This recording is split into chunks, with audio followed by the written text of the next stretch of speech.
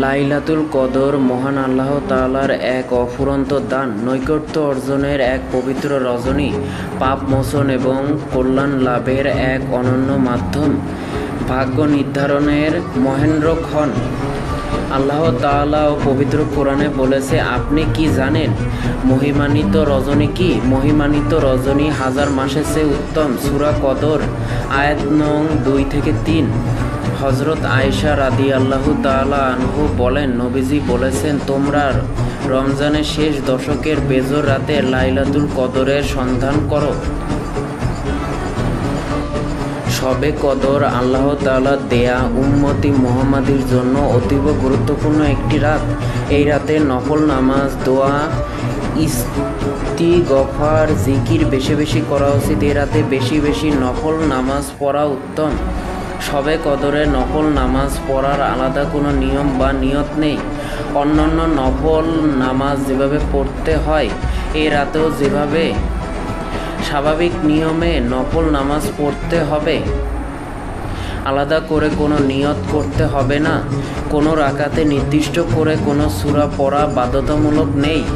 শবে কদরে নামাজ পড়ার কোনো নিয়ম বর্ণনা করেননি রাসূল সাল্লাল্লাহু আলাইহি ওয়াসাল্লাম। নফল নামাজের নিয়তে 2 রাকাত করে যত রাকাত পড়া সম্ভব হয় তত রাকাত পড়তে হয়। শবে কদরের রাতে নিয়ত এভাবেই করবেন, আমি 2 রাকাত নফল নামাজ আদায় করছি, আল্লাহু আকবার। প্রত্যেক রাকাতে সূরা ফাতিহা পাঠ করে যে কোনো সূরা মিলিয়ে নামাজ শেষ করবেন। নামাজের পর জিকির করবেন, আল্লাহু আল্লাহু লা ইলাহা। এ জিকিরগুলো কত শত বার করে জোরে জোরে পাঠ করে ইস্তিগফার পরে দোয়া করবেন। 2 হাত উঠিয়ে জীবনের সব গুনাহর জন্য অনুতপ্ত হয়ে আল্লাহ তাআলার কাছে ক্ষমা প্রার্থনা করবেন। রাসূল সাল্লাল্লাহু আলাইহি ওয়াসাল্লামের শেখানো দোয়াটি বেশি বেশি পাঠ করবেন।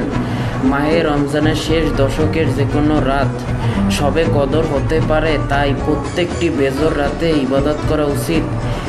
এ রাতে পাঠ করার জন্য হাদিসে বর্ণিত একটি দোয়া রয়েছে। হযরত আয়েশা রাদিয়াল্লাহু তাআলা আনহু থেকে বর্ণিত, তিনি বলেন, হে আল্লাহ তাআলার রাসূল, আমি যদি জানতে পারি যে কোন রাতটি লাইলাতুল কদর, তাহলে তখন কোন দোয়া পড়ব? তখন তিনি বললেন, তুমি বলো, আল্লাহুম্মা ইন্নাকা আফুউন কারীম তাহিব্বুল আফওয়া ফাফু আন্নি।